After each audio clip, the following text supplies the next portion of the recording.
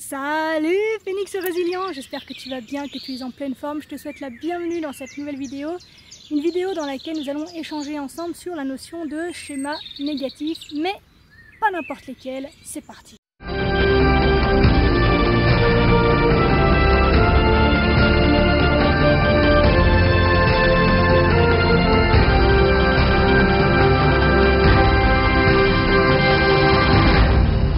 Alors les schémas négatifs dont j'ai envie de te parler aujourd'hui, je ne sais pas s'ils ont un nom spécifique, c'est un comportement en fait que j'ai pu relever dans un premier temps chez moi, d'accord, dans la manière dont je me suis construite suite à toutes les violences que j'ai pu subir, mais également dans les divers comportements des divers clients, des différents clients et clientes que j'ai pu recevoir dans le cadre de mon activité, ou même des rencontres que je peux faire maintenant grâce à cette chaîne YouTube.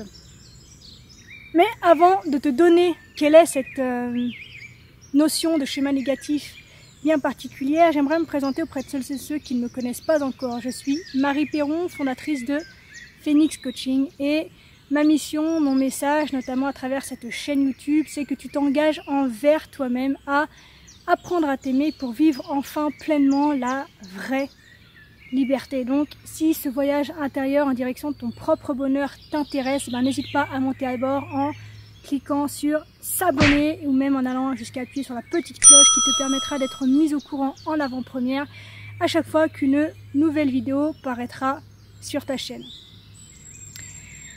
Un schéma négatif donc très particulier. Pourquoi est-il si particulier pour moi? Parce que je pense qu'il y a une partie consciente en fait dans ce schéma et dans cette stratégie que l'on met en place. Pour te donner un exemple très concret, je vais prendre le mien, à savoir que j'ai mis beaucoup de temps à parler en fait des violences que je subissais quand j'étais plus jeune. Et j'ai remarqué, bien sûr, à partir du moment où je me suis mise à parler, que je me suis retrouvée bien plus entourée que je l'étais au départ. C'est-à-dire qu'il y a des personnes qui ont pris conscience de la difficulté dans laquelle je me trouvais et qui ont voulu avoir une posture aidante à mes côtés. Donc c'est quelque chose qui s'est fait graduellement jusqu'au jour où une amie m'a dit: Marie, tu ne te plains pas assez. Et alors là, ça a été la porte ouverte pour tout et n'importe quoi. C'est-à-dire que j'ai bien compris que pour avoir l'attention et l'aide que j'avais attendue si longtemps, il fallait en fait que je mette en avant mes difficultés. Et donc, c'est là que je suis entrée dans une stratégie semi-consciente en fait de négativité absolument extrême et qui en plus elle est complètement en opposition avec ma nature profonde parce que je suis quelqu'un de particulièrement positif, particulièrement optimiste, j'ai toujours été très dynamique, très joyeuse et du coup entrer dans ce schéma a été une difficulté et pourtant c'est si simple de mettre les choses en place pour attirer cette attention. Malheureusement, cette attention elle peut vite être nocive en fait, dans le sens où elle te retire toute autonomie et dans le sens où on en devient très dépendant. Et elle est nocive également parce qu'en fait elle apporte rien de tellement positif. C'est-à-dire que pendant un temps, on va effectivement avoir des personnes qui vont dire: oh ma pauvre, c'est difficile ce que tu vis, qui vont vouloir nous accompagner et tout. Mais comme j'étais convaincue que c'était le fait de montrer que j'étais en souffrance mais que je m'en sortais quand même qui me donnait de la valeur aux yeux des autres, j'avais beau trouver des solutions, en fait j'allais à l'encontre de ces solutions pour pouvoir rester en fait dans cette posture qui, selon moi, était la seule qui me permettait d'avoir de l'aide, qui me permettait d'avoir de la reconnaissance, qui me permettait d'avoir de l'amour. Et chez moi, j'ai même poussé le truc très loin parce que je pense que j'ai vraiment frisé en fait la folie, mais ça fera peut-être l'objet d'une autre vidéo. Mais j'étais même capable en fait de créer des symptômes en fait, c'est-à-dire que j'étais capable de me créer une réalité physiologique qui n'existait pas réellement dans ma réalité, c'est-à-dire que j'étais capable de me créer une tristesse et un mal-être, parfois même des blessures. Je sais que quand j'ai commencé à parler des plus grosses blessures de mon enfance, en fait j'avais des bleus qui apparaissaient sans que j'ai besoin de me taper dessus, tu vois. Donc j'avais une capacité en fait à créer véritablement l'état dans lequel je voulais me trouver, qui était justifié par c'est la seule solution que j'ai trouvée pour pouvoir attirer l'attention et pour enfin trouver une solution à mon problème. Et le risque, donc, tu l'auras compris, c'est vraiment de s'embourber dans ce comportement. C'est de pousser ce comportement jusque dans une perversion parfois qui est extrême.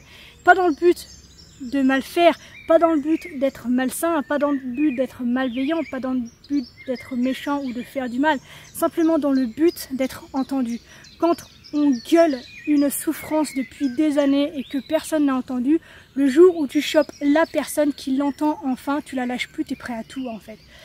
Et c'est de ce comportement-là que j'aimerais que tu prennes conscience aujourd'hui, parce que je sais qu'on est très nombreux à mettre ce type de stratégie en place. Et pour cela, comment est-ce qu'on peut faire en fait pour se sortir de ce type de schéma? Évidemment, les techniques sont nombreuses et c'est une des choses que j'aborde en formation et dans le cadre de mes séances individuelles. Mais une des premières pistes que je peux te donner, déjà, c'est d'en prendre conscience. C'est sois honnête envers toi-même. Aujourd'hui, je te pose la question, est-ce que tu fais partie de ces personnes qui ont mis ou qui mettent en place ce type de stratégie? Et je suis convaincue que oui, parce que je le lis à travers les commentaires et les différents mails que je peux recevoir. Donc déjà, sois honnête envers toi-même. Moi, ma réponse aujourd'hui, je m'en fous, d'accord? Tu me dis pas oui ou non pour me faire plaisir, ou tu me dis pas oui ou non pour faire bien, d'accord? On est là ensemble, en toute bienveillance, sans aucun jugement, pour pouvoir avancer chacun avec le parcours qui est le nôtre. Donc, reconnaître dans un premier temps que effectivement tu as mis ce type de stratégie en place, ce côté un peu victimisation permanente, ce côté je dois montrer que je souffre presque à outrance pour que l'on puisse enfin me regarder, enfin m'entendre, enfin m'accompagner. Donc prendre conscience dans un premier temps de cette posture-là. Ensuite, te poser 5 minutes sur la manière dont tu poses en fait, tu mets en place cette stratégie et te demander est-ce que véritablement c'est bénéfique? Dans quelle énergie est-ce que je me retrouve quand je mets en place cette stratégie et qu'est-ce que je génère en termes de relations? Est-ce que du coup les relations que je crée en mettant en place cette stratégie, ce sont des relations qui sont saines? Est-ce que ce sont des relations qui sont dans les deux sens? Est-ce que je donne quelque chose de positif à cette personne qui m'envoie tellement d'amour parce que je souffre?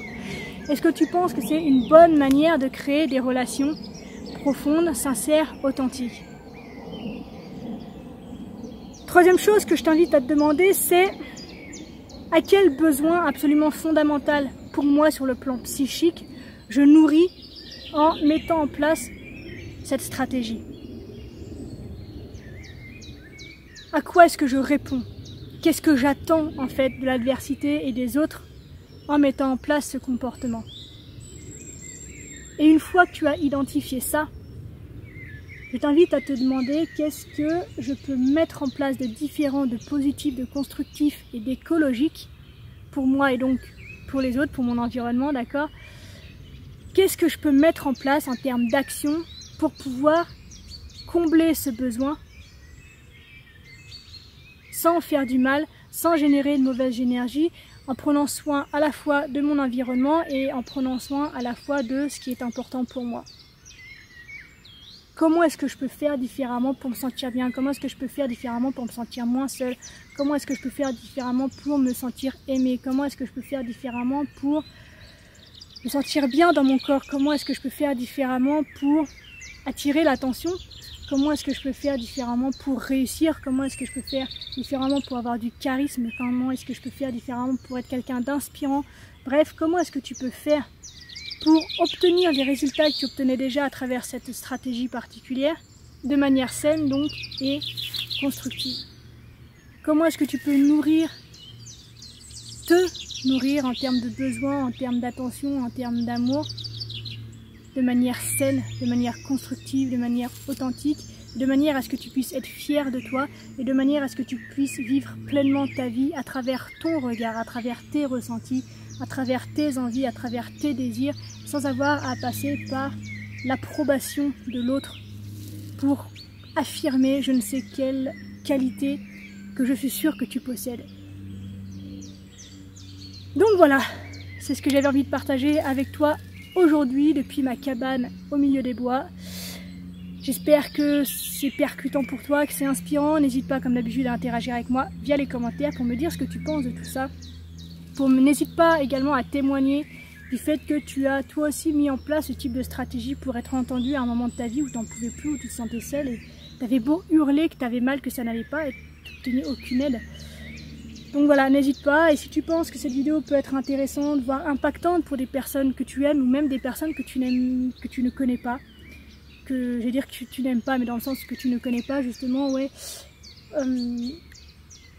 n'hésite pas à liker d'une part, puis à partager un maximum pour que un grand nombre de personnes puissent avoir accès à ces mots, d'accord, à cette vulnérabilité que je partage avec toi dans des situations qui sont particulièrement dures pour nous, dans des situations qu'on n'ose pas forcément assumer, d'accord, dont on a parfois honte, et je m'ouvre à toi pour que tu puisses t'ouvrir à toi également et mettre en place les stratégies nécessaires et positives et constructives pour que tu puisses apprendre à t'aimer, pour que tu sois bien en ta présence. Donc n'hésite pas une fois de plus à liker, à partager pour que nous puissions ensemble construire un monde dans lequel chacun se sent bien en étant soi-même. Je te rends ta liberté. On se retrouve très vite dans une prochaine vidéo. D'ici là, bien sûr, prends soin de toi. Sois reconnaissant envers la vie et surtout, n'oublie jamais que tu es la personne la plus importante de ta vie et que de ce fait, tu mérites de te donner le meilleur. Je te souhaite une magnifique journée, une extraordinaire semaine.